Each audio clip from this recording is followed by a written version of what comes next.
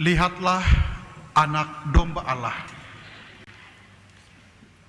Saudara-saudari terkasih, bacaan-bacaan yang kita dengarkan hari ini mengajak kita untuk merenungkan perjalanan iman kita. Ada dua pertanyaan sederhana tetapi yang sangat mendasar muncul di dalam hati. Yang pertama, kenapa dan bagaimana saya bisa sampai beriman kepada Tuhan?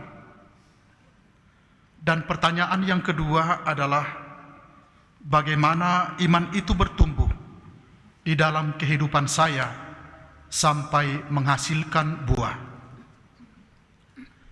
Tentu ketika kita merenungkan kedua pertanyaan ini, mungkin kita akan mengingat kembali pada perjalanan iman kita.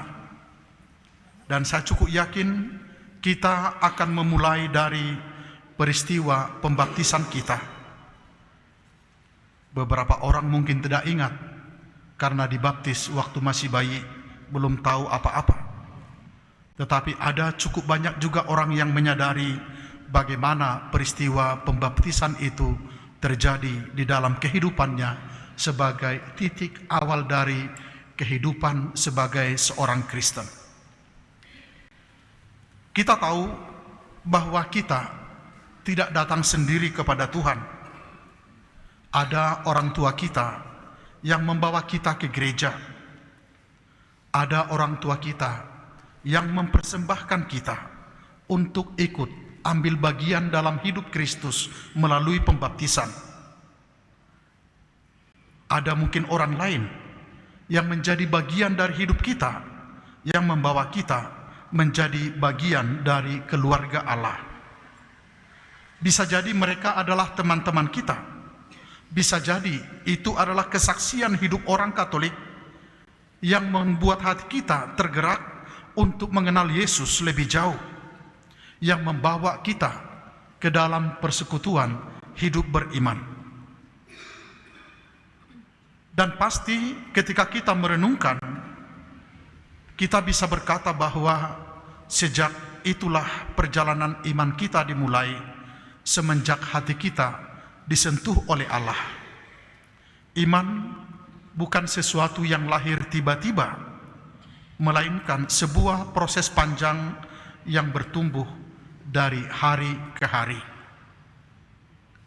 Maka tidak ada orang yang berani mengklaim dan mengatakan bahwa imanku sudah 100% utuh.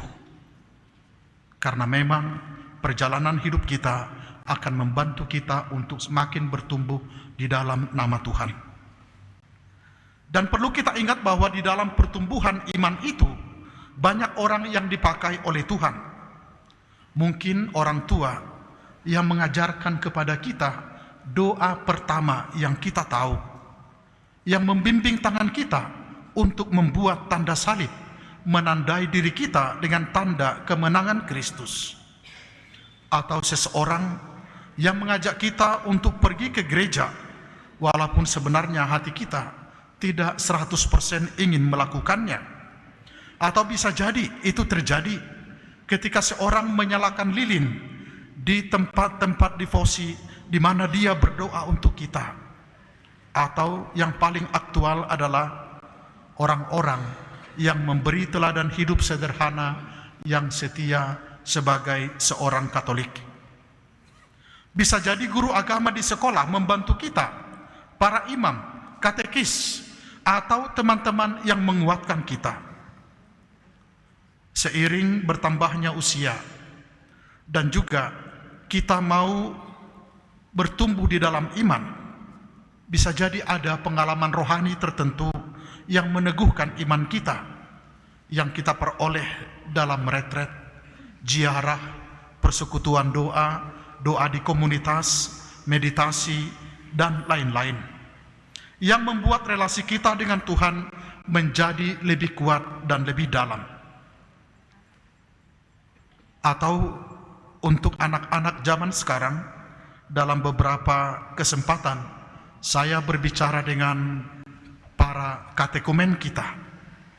Mereka justru menemukan Yesus melalui pencaharian mereka dalam dunia digital, di internet, melalui kesaksian hidup, ya, melalui membaca buku, mengikuti pendalaman iman, atau mendengarkan renungan-renungan yang setiap saat bisa mereka akses. Setiap orang memiliki kisah imannya sendiri. Saya yakin Bapak Ibu juga memiliki kisah iman sendiri yang bisa jadi satu sama lain berbeda, tetapi akarnya sama, yakni percaya kepada Yesus. Dan perlu kita sadari bahwa pertumbuhan dan perkembangan kita sebagai umat beriman tidak pernah berhenti di sini, melainkan dia akan berlanjut sampai suatu hari kita bertemu dengan Allah dan saling bertatapan wajah. Ini adalah akhir dari peziarahan iman kita ketika kita bertatap muka dengan Allah Sang Pencipta sendiri. Injil hari ini memberi kita gambaran yang indah tentang perjalanan iman dari Yohanes Pembaptis. Tadi kalau kita cermati, Yohanes dengan sangat jujur berkata tentang Yesus. Dia mengatakan demikian, aku sendiri pun dulu tidak mengenal dia. Yohanes mengatakan itu bahkan dalam Injil tadi 2 kali. Aku sendiri pun dulu tidak mengenal dia. Artinya ada masa di dalam kehidupan Yohanes ketika ia belum mengenal Yesus sebagai Mesias. Namun Yohanes selalu hidup dekat dengan Allah. Ia peka terhadap suara Tuhan.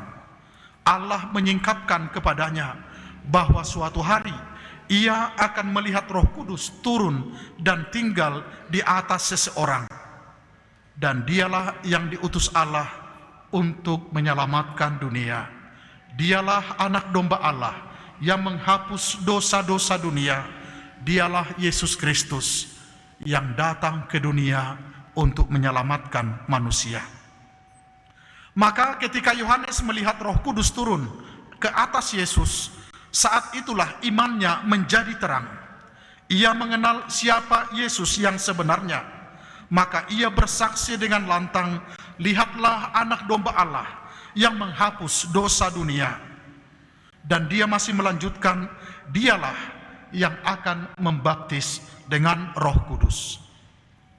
Saudara-saudari terkasih, ini bukan sekedar pengakuan iman, melainkan ini adalah sebuah kesaksian perjumpaan Yohanes dengan Allah. Begitu Yohanes sampai pada iman akan Yesus, ia tidak menyimpannya untuk dirinya sendiri. Ia segera menunjuk kepada Yesus dan mengarahkan orang lain kepadanya. Iman yang sejati selalu mendorong setiap orang untuk bersaksi. Iman yang sejati akan selalu menggerakkan kita untuk bersaksi tentang Allah, tentang Yesus Kristus yang adalah penyelamat kita. Maka jika kita sungguh menghargai relasi kita dengan Tuhan, kita tidak mungkin diam. Kita akan dengan cara yang sederhana, dengan rendah hati, akan mulai mengundang orang lain untuk mengenal Tuhan yang sama. Sekali lagi, ketika kita menghargai relasi kita dengan Allah, maka kita tidak akan mungkin diam. Kita akan mengundang orang lain untuk masuk ke dalam pengalaman itu, untuk mengenal Tuhan yang sama yang mencintai kita. Maka hari ini adalah saat yang tepat untuk bersyukur atas Yohanes Pembaptis yang hadir dalam kehidupan kita. Orang-orang yang tidak memaksa kita beriman, tetapi hidupnya sendiri menjadi undangan untuk beriman. Saya ingat kesaksian seorang katekumen yang dibaptis pada Natal kemarin. Dalam wawancara dia mengatakan bahwa dia tertarik menjadi Katolik karena melihat kesetiaan dalam pasangan suami istri Katolik. Ini sesuatu yang luar biasa menurut saya. Ya. di mana dia bisa melihat kehadiran Allah di dalam kehidupan orang-orang beriman. Melalui orang-orang baik yang ada di sekitar kita, sesungguhnya Tuhan sendiri sedang menyentuh dan menarik kita kepadanya. Karena pada akhirnya, iman bukan hasil usaha kita semata, tetapi iman adalah anugerah yang diberikan Allah kepada kita. Tuhanlah yang lebih dahulu mencari dan memanggil kita, dan itu seringkali melalui orang-orang beriman, orang-orang baik yang kita temui. Hal ini sejalan dengan bacaan pertama dari kitab Nabi Yesaya. Nabi Yesaya menyadari bahwa dirinya adalah hamba Tuhan yang diutus untuk mengembalikan Israel kepada Allah. Namun Tuhan memperluas panggilannya dengan berkata demikian, "Terlalu sedikit bagimu untuk hanya menjadi hambaku. Aku hanya memulihkan suku-suku Yakub. Aku akan membuat engkau menjadi terang bagi bangsa-bangsa." Tuhan mengajak Yesaya melangkah lebih jauh, keluar dari batas yang ia kenal untuk melayani lebih luas dan menjadi terang bagi bangsa-bangsa lain. Demikian pula dalam kehidupan kita, saudara-saudari. Tuhan tidak pernah berhenti bekerja. Ia terus mengundang kita untuk melangkah lebih dalam iman yang lebih kokoh, dan sekaligus melangkah lebih luas di dalam pelayanan, sehingga kita bisa bersaksi di hadapan orang-orang lain. Iman bukan hanya soal relasi pribadi saya dengan Tuhan, tetapi juga kesiapsediaan untuk menjadi terang bagi sesama di dalam keluarga, di lingkungan kerja kita, masyarakat, dan juga di dalam gereja kita. Maka adalah sebuah tanda tanya besar ketika orang-orang Katolik merasa hanya sebagai penumpang di gereja, malas ikut ambil bagian dalam pelayanan, dalam persekutuan, dalam doa lingkungan, dalam komunitas-komunitas. Dan adalah sebuah kesalahan besar bahwa orang sudah merasa sangat nyaman ketika dia merasa bahwa relasi dirinya sendiri dengan Allah baik-baik saja, tanpa bersedia menjadi saksi di dalam kehidupan sehari-hari. Dalam bacaan kedua, Santo Paulus menyapa jemaat di Korintus dengan kata-kata demikian, "Mereka yang dikuduskan dalam Kristus Yesus dan yang dipanggil menjadi orang-orang kudus." Ini adalah sebutan yang sangat indah dari Santo Paulus kepada orang-orang yang percaya di Korintus. Mereka adalah orang-orang yang dikuduskan di dalam Kristus. Saya percaya kita semua sadar bahwa kita dipanggil untuk menjadi orang-orang kudus pada zaman ini, ya, walaupun mungkin kita ragu-ragu dengan diri kita, ya, tetapi Allah memanggil kita untuk menjadi orang-orang kudus pada zaman ini. Tetapi ingat, bukan karena kehebatan kita, melainkan karena rahmat Allah yang telah kita terima di dalam kehidupan kita. Panggilan itu seharusnya nyata dalam cara hidup kita sehari-hari. Hidup di dalam kasih, hidup di dalam kejujuran, hidup dalam pengampunan, dan berani bersaksi dengan kesaksian iman yang sederhana, yakni dengan perbuatan-perbuatan baik. Maka menanggapi semua ini, tidak ada doa yang lebih tepat selain seruan dari Mazmur yang kita dengarkan tadi. "Lihatlah ya Tuhan, aku datang untuk melakukan kehendak-Mu." Hendaknya ini menjadi doa kita di dalam kehidupan kita. Lihatlah ya Tuhan, aku datang melakukan kehendak-Mu, bukan untuk melakukan kehendak-Ku. Kiranya kita berani menjawab panggilan Tuhan, membiarkan iman kita terus bertumbuh, dan seperti Yohanes Pembaptis, dengan hidup kita sendiri, kita menunjuk kepada Yesus dan berkata kepada dunia, "Lihatlah, dialah anak domba Allah yang menghapus dosa-dosa dunia." Dalam salah satu dokumen Apostolicam Actuositatem dari Konsili Vatikan kedua dikatakan bahwa kaum awam, umat beriman, merekalah saksi-saksi Kristus yang pertama di dunia ini.